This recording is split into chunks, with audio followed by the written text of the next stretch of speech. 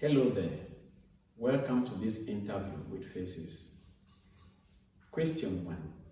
Please tell us about yourself. What are your interests and hobbies? My name is Besong Tanya. I have a bachelor's and a master's degree in curriculum studies in English and teaching.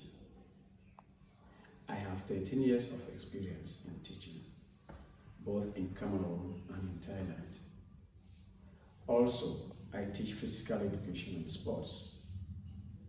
My hobbies are sports, reading, traveling, and tutoring.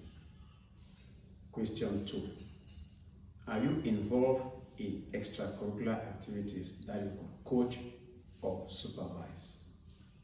Yes, I'm involved in extracurricular activities that I teach students and supervise them. As a marathoner, I train my students and coach them on how to do marathons, especially when they follow me during my personal trainings. Number 3, why did you decide to become a teacher for the subject for which you are applying? My father, as a teacher with over 30 years of experience, empowered me as my role model. From childhood, my father has taught me how to impact knowledge to other people. He gave me that motivation that it is good to teach other people and transfer knowledge to them. Question 4. Are you currently employed as a teacher? Yes. I am currently employed as a teacher in Nongwa School, Thailand, where I teach Thai students English for communication as a second language. Also, I have been a teacher for grades 7 to 12. Question number 5. How many hours per day do you teach and how many days per week? I teach 9 hours per day and 5 days a week. Question 6. Describe your teaching experience. What subjects have you taught and at what grade level? My teaching experience has been good because I have taught in 2 different countries with different curriculums and different styles of teaching. Especially now in Thailand, where the students are learning English as their second language. It has been a good innovation for me to teach English as a second language to Thai students.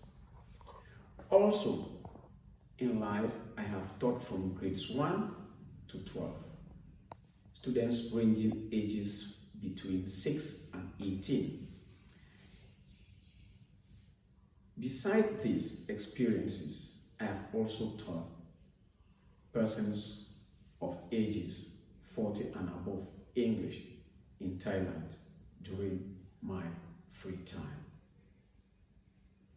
Question 7. Describe other work experiences you have had besides teaching.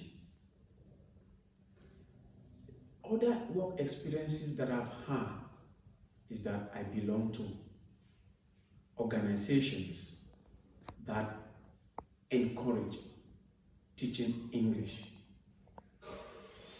With this, we are mentors to those who are learning English as their second language. Also, I have been as a volunteer to community development. I participate in activities during disasters like floods and fires. Question 9. What do you hope to be doing professionally 5 years from now?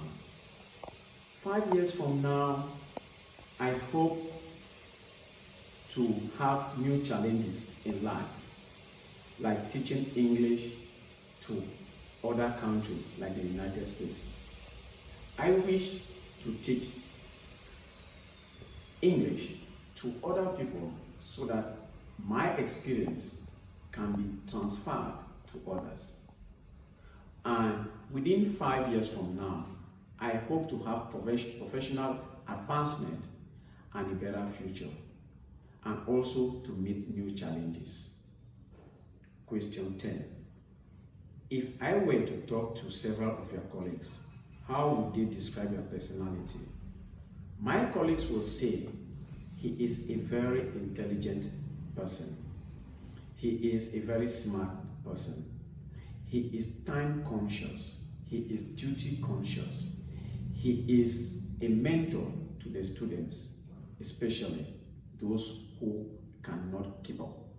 He is also energetic towards his job, and also he finishes his work quite ahead of time. Question 11. What will your students say about you? My students will say, our teacher is the best. Our teacher is friendly. Our teacher is lovely. Our teacher encourages students to do better. Our teacher helps us in times of need. Our teacher is jovial and smiles with everyone. Our teacher is a mentor. Question 12. What do you prepare? Question 12. How do you prepare to teach your lessons? I prepare to teach my lessons by going through my lesson and to see which part will benefit my students during that lesson. I make sure to include anything that I deemed necessary at that moment. I watch the videos when necessary and make any amendments. Also, I try to see how this lesson will benefit my students, and also to include homework where necessary. I also make sure to make it possible to see that assessments and questions are included on it. And during the lesson, I prepare a warm-up activity for the students before the beginning of the class. Question 13. What will your lesson plans include? My lesson plans will include the basic materials, the introduction, and it will also include what will your lesson plan include? My lesson plan will include necessary materials, basic introduction, clear objectives, assessment of the students, and closure remarks. This I will try to see how the students practice in the classroom, and exercises and questions also included in it. Number 14. Think about a class that you have taught recently. Talk about 2 of the teaching strategies or methods that you used. Yes, recently I taught my students about holidays. The methods I used to teach them is 1. Group style. I group my students in a group of 5, and I ask them to have a conversation among themselves, and also I turn around to have questions or corrections from them. Secondly, individual activities. I ask them to write at least 3 things that they will do during the holidays. And I also listen to them as they come one after the other to read, and I make corrections. Question 15. What methods do you use to grade or evaluate your students' progress? The methods I use to grade and evaluate my students are provide multiple tasks for them, like worksheets, 2, multiple choice questions, long answers, short answers, diagrams, charts, fill in the blanks, etc. I also evaluate my students on assignments. Assignments are 10% of the final score. I also evaluate my students on classroom participation. Classroom participations are 5% of the final score. I give my students test and quiz. I also evaluate my students one-on-one. I also give my students midterm and final test exams. And in conclusion, I evaluate them as follows. A grade, 90 to 100 points. B grade, 80 to 89 points. C grade, 70 to 79 points. D grade, 60 to 69 points. And F, which is failed, is 59 and below. Question number 16. If you use technology in your teaching, describe how you use it.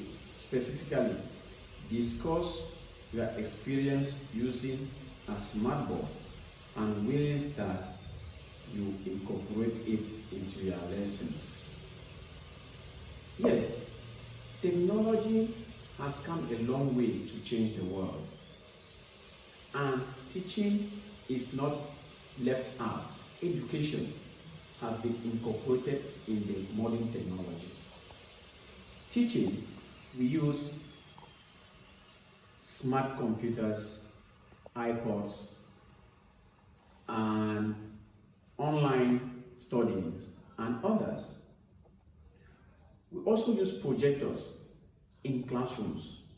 This enables the teacher to project his lesson plans for easy viewing for the students. As for smartboards, the use of smartboard, it has come a long way to make the lessons in class to be fun. With smartboards, you can save materials for your students to be used for another lesson.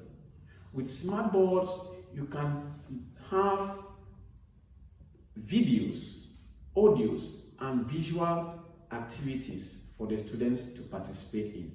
With smartboards, the students can play games, online games of vocabularies, puzzles, and anything that they want.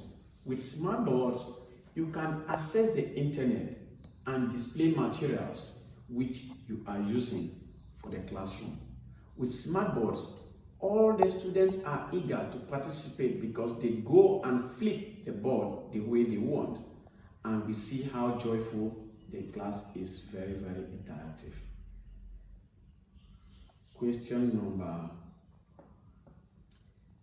The next question. If you have students who are noisy or non-attentive, share with us 2 ways you get them to be quiet and concentrate. With students who are noisy and non-attentive, first, I go and ask them why this type of behavior. Maybe they have some personal problems that are disturbing them.